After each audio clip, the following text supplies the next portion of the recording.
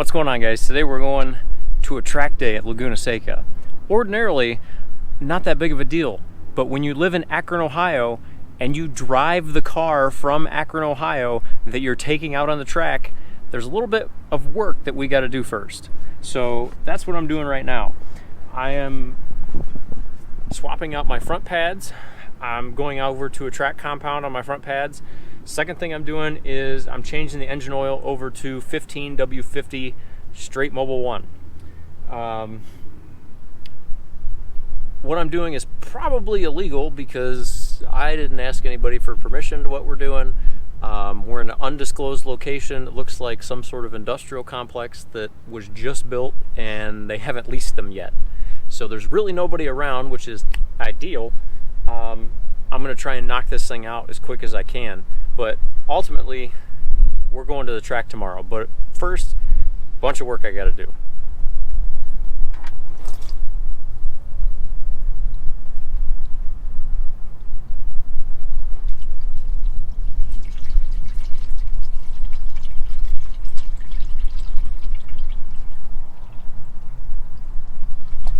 Get some rags. So it was 3,000 miles on that oil on the way out here. We went from my house in Akron, we went to Chicago, we went to St. Louis, Hot Springs, Arkansas, Waco, Texas, Lubbock, Texas, Albuquerque, New Mexico, Flagstaff, Grand Canyon, Vegas, San Diego, San Clemente,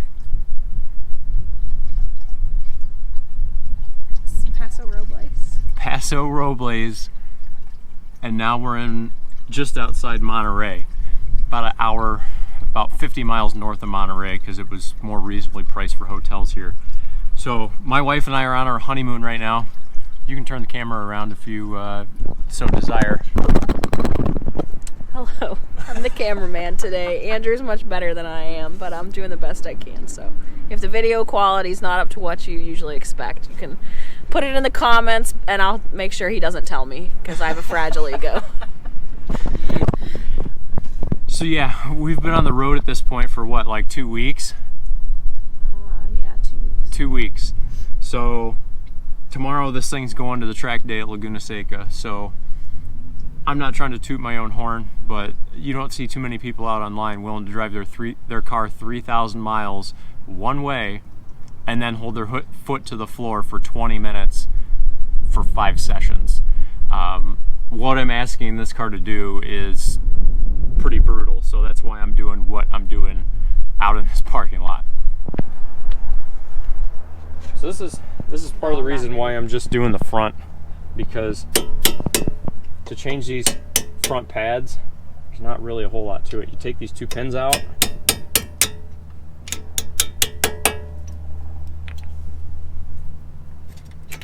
there's one, pull that pin out, pull that pin out,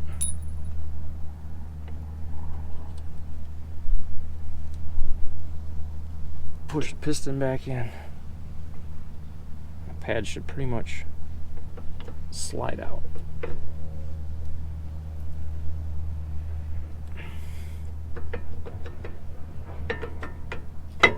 So there's one, and there's 2.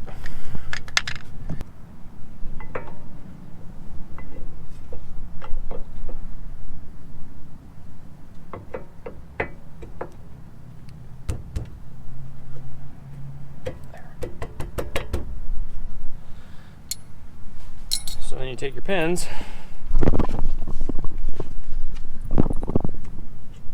drive your pins back in.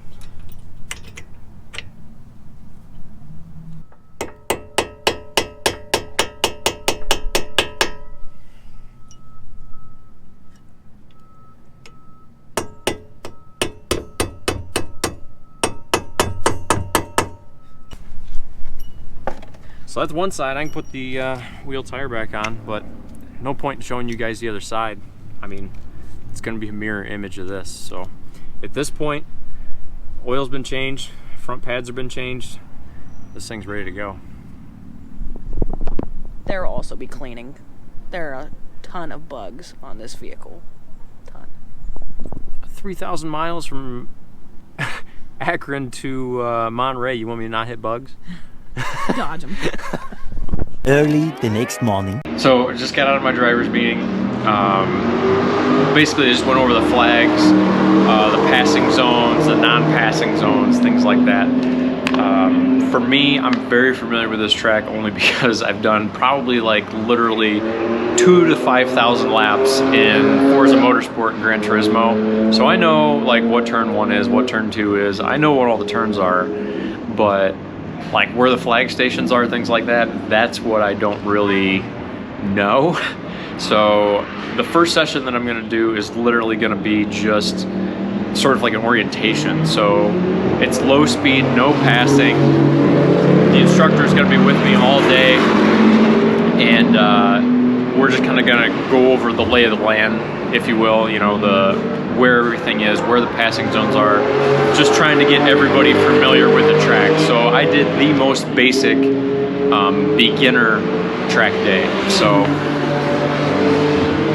that's really what I need because, like I said, you know, I've never actually done a track day before, even though I know the track extremely well. Now, I'm not going to show you guys 5 20-minute sessions worth of footage, but one thing I did want to show you guys is my lap times and my speed when I started versus when I ended the day.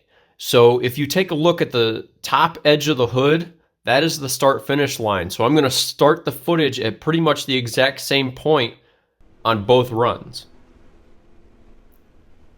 Now the footage on the right that you see is, I want to say, my first or second session of the day. The footage on the left that you see is my last session of the day. And I chose both of these runs because I don't run into any sort of traffic. They were good, clean runs. I didn't have to give any point buys to anybody in one of these runs. So it's a good back-to-back A-B comparison as far as how much quicker I was end of the day versus when I started. If you notice, guys, I'm just placing the car much better, coming into the corners, when I'm turning in, things like that. And that's all information I got from my instructor. The car itself had no changes throughout the day. I did not touch the alignment. I did not even touch the air pressure. The car on the right is the exact same car as the car on the left. The only difference is I'm learning. The way my instructor kind of did things is we picked on one thing to work on during every session. So that could be one corner in particular that we were going to try and nail that one corner every time we went out on that session. It could be downshifting, it could be braking, but we always picked one thing to work on for each session, and we tried to nail it by the end of the session. So when you went into that next session, what you learned in the previous session, you were really good at, and you were already on to your next thing. With that said, I still have a ton to learn, guys. My downshifting and my shifting in general was terrible. I cannot heel toe downshift, so I have no doubt that if I went to another track day, I could make the footage on the left look just like the footage on the right, and I could be even quicker than what I am now. Another thing that you guys need to take note of is the footage that you see on the left is obviously much quicker than the footage on the right. But the thing is, I'm not making a conscious effort to drive that much faster than what I am on the left. The speed is simply a function of being able to get the car in and out of the corners and braking a little bit later and things like that. It's not like I'm making a conscious effort throughout the entire lap to keep the car on the ragged edge. The car still has more in it. I just don't have the skill set to get all that out of it. So guys, overall, I'm extremely proud of myself, where I started versus where I ended the day. Like I said, there's no way that I couldn't have done it without the instructor sitting next to me. But with that said, if I ran the exact same lap on the left without the instructor in the car, I would probably be a few seconds faster just based on the weight penalty. The other thing that I'm extremely proud of is, guys, I've owned this car 15 years. I bought this car when I was a senior in high school. I drove it 3,000 miles one way to the track, ran it at the track all day long, and drove it 3,000 miles home. So, yeah, you're right. I ran a 209, which when you start comparing that to a professional driver in a more modern car, it's really not that fast.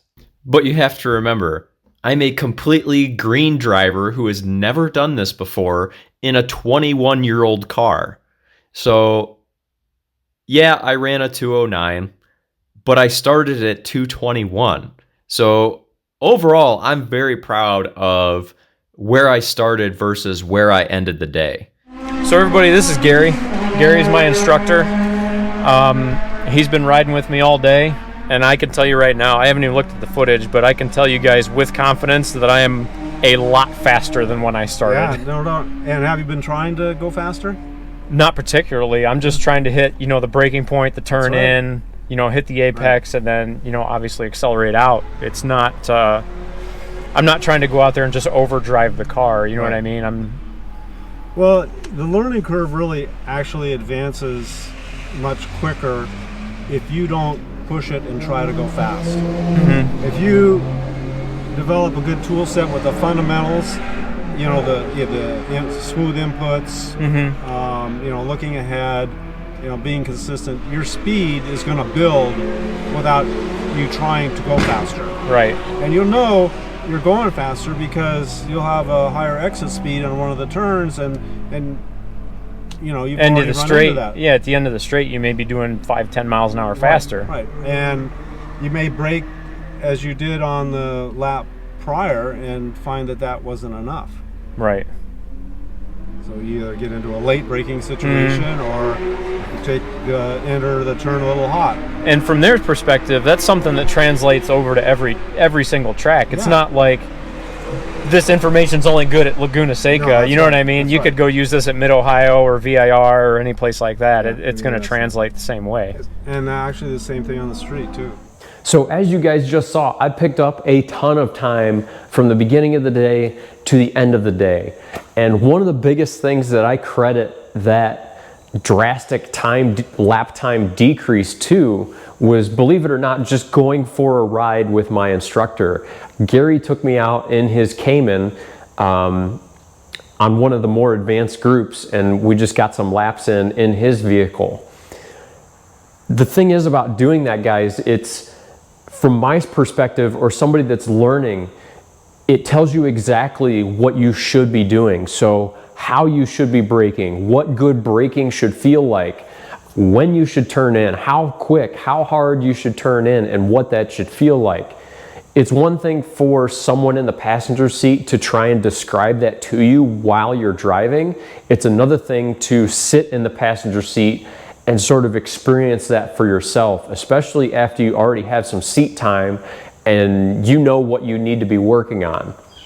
The thing is, guys, doing a track day like this is just sort of complete sensory overload. And to give you guys an idea of what I'm talking about, when you first go out on the track, you really don't know what you're doing. Contrary to your belief, beginner track days, it's a little intimidating. And the thing is, as a driver, you're focusing on what's coming up, what's in front of you, what's in the next corner.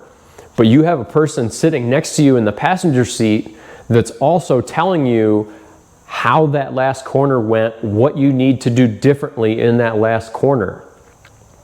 In addition to that, you're worried about traffic coming up behind you. Like if you have somebody in a Tesla Plaid, they're going to be a heck of a lot faster than you are, especially, obviously down the straightaways. So you're looking for people like that. Your instructor's giving you information on what you just did while you're trying to set up for the next corner. And then once you get through the next corner that's coming up, the whole thing starts over again. He gives you feedback on what you just did. You're looking for people behind you while you set up for the next corner again. It's just a lot to take in. It's something that you will get more comfortable with as the day sort of progresses, but when you first go out there and you've never done it before, it's pretty intimidating, I'm not gonna lie. So as I got faster and faster around the track, as you guys saw, this 21-year-old Mustang started passing stuff that, to me, it had no business going out and passing, but it did.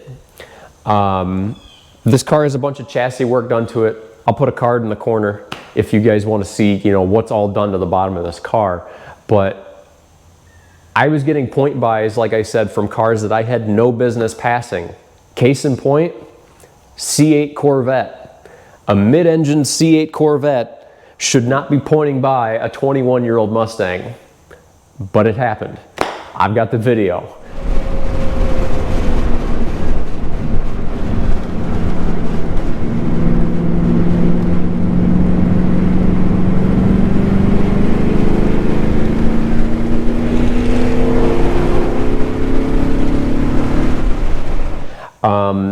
A couple of the things that I got point buys from: a Alfa Romeo 4C,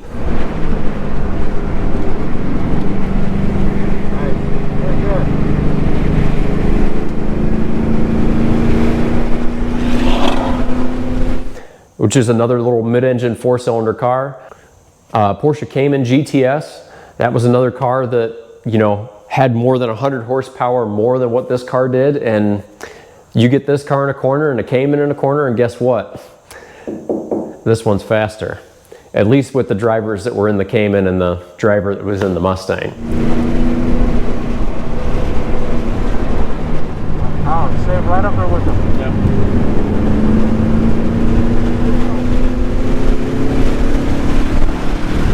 Yep. By far my favorite moment of the day, and I'm glad it worked out this way for the driver, because from his perspective, he probably crapped himself.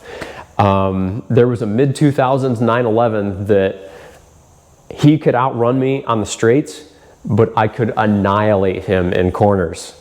And it got to the point that we were headed up toward the corkscrew, and his car got sideways on him going through one of the corners, and I'll just play the footage.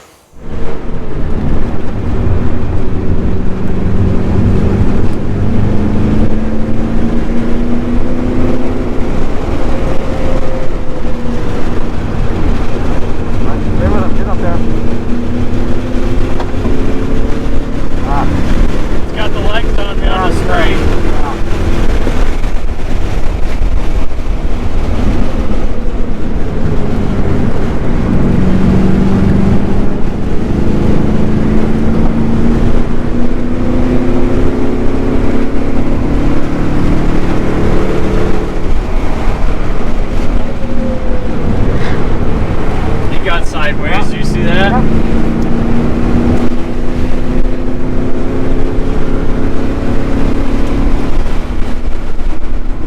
Just watching by now, I think they're just making them a little bit nervous.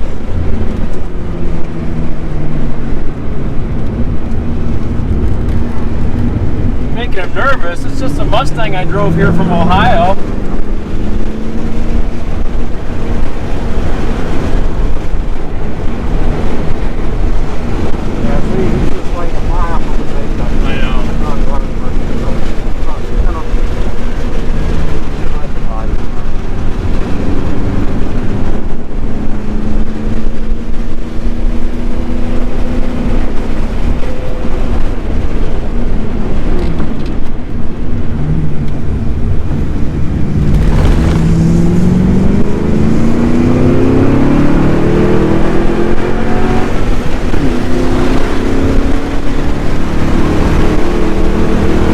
So after the last session of the day, Gary and I, drove back into the garage, and we just sort of had a little chat about how far I had come, what I need to work on, and stuff I need to think about going forward, as I progress in these track days. I have to compliment you on your use of brakes on that session. So much improved. Yeah, and like I said, had I not ridden with you, I don't think I would have picked up on that nearly as quick, because you can describe that to somebody. Yeah, that's right. Yeah. But it's hard to describe it when I haven't felt it. You know what I mean? Mm-hmm. I know what it should feel like. Right. Yeah, I can. Like I said, I can tell a difference. That last session, you were much firmer with the pedal and not so timid, and your braking zones were shorter. But the hard part of making a brake zone shorter is being smooth with it. And you were smooth with it. That's like the icing on the cake, because you're compressing what you need to do in a shorter time frame and shorter distance, and it takes time to ease on the brake hard, and then ease back off. So it was well done. Thank you.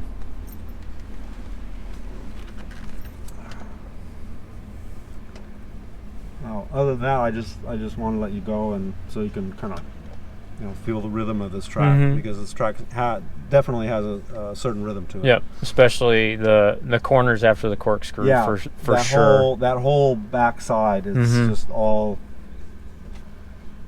You can almost. Do it with your eyes closed. I just wish the straight coming into 11 was a little longer.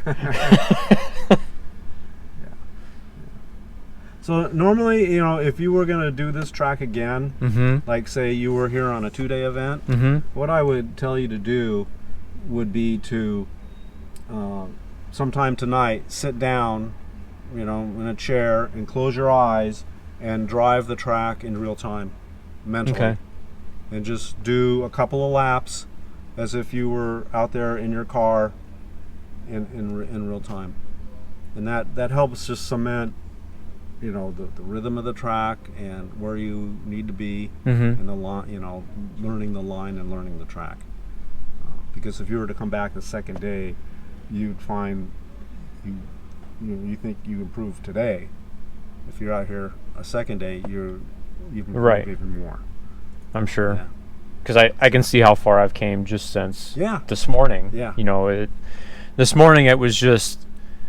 It's a lot because it's such a different experience. I'm worried about what you're saying, the car behind me, when I need to brake, when I need to turn, when I need to get on the gas, and it's just all that going on at the same time on your first session, and it's just you mentioned that the first off is just how much how much information you're needing to process throughout that. Right. And that's where the challenge in advancing is sorting through and picking on which one of those things that you're going to work on. You can't work on them all at the same time, so you either pick a turn or a couple of turns, or you work on steering or inputs or throttle or whatever, but you start breaking it down, and then as you get more experience and more seat time, you start putting it together. Yeah, it makes sense. All right, nice job. Thank you. I'm just glad everything's in one piece, and it's still running and capable of getting me back to Akron, Ohio. So finally, guys, after all that was done, I had to drive another 50 miles back to the hotel, or back to that industrial complex that I showed you in the beginning of the video, where I swapped the motor oil again, put the regular 530 in it, swap my pads back over to what it was. So it was an extremely long day for my wife and I. Overall, guys, I had a great experience. The track company, or the track day company, if you will, that I went through was a company called Hooked on Driving, and they did an excellent job. Everything happened when it was supposed to happen. They had a printed schedule for everybody at the beginning of the day that said, this is when everything's gonna happen. These are when each group is gonna have their dedicated track time. This is lunchtime. This is when you're gonna go to the classroom. They were highly, highly organized. They did the things they said that they were gonna do when they said they were gonna do them. I cannot thank them enough for that. The biggest thing is, guys, everyone there was extremely safe. At no point did I feel unsafe or uncomfortable in the car going out on the track with the other people. Everybody was highly respectful of one another. I had, like I said, a fantastic experience. With that said, doing something like this is not cheap. Just to give you guys an idea of what I spent just on this particular track day. This is without hotels or fuel or anything, just getting there. This is just registration, insurance, and then the garage. So the registration for the track day as a beginner, because I had the instructor with me, it's a little bit more expensive. It was $550 for the track day. In addition to that, to rent the garage, because I didn't know what the weather conditions were gonna be and I couldn't fit a canopy in the back of this car in addition to 2 weeks worth of clothes and luggage, I rented the garage. The garage was an additional $200 on top of that. On top of that, I also purchased track insurance. So my regular insurance, I have absolutely zero coverage the minute I take this car out on the track. So if somebody in front of me dumps 5 quarts of oil or 2 gallons of coolant on the ground and I spin off the track, I'm not covered if something happens. So I insured this Mustang, which is realistically, it's probably worth 15 grand with the parts I have on it, maybe a little bit more than that. I had the car insured for $35,000. All in, the track day with the garage and the track insurance, it cost me about 1,100 bucks to take this car around that track for the day. Like I said, it's not a cheap hobby, but it's sort of one of those bucket list sort of things that I really wanted to do with this car. And once it came out of my wife's mouth, you know, when we were planning our honeymoon, I was like, absolutely, that's something we're gonna do. So we made it happen. So overall, guys, I had a fantastic experience with Hooked on Driving and Laguna Seca. Also, big shout out to Gary, my instructor, because as you can see, I made it home safely with absolutely zero issues. Never went off track, never had any close calls. And Gary, if you're watching, I highly appreciate it, man. I'm glad I was able to make it home. As always, guys, if you guys like the video, hit like. If you want to see more content, go down and hit subscribe. Thanks for watching, guys.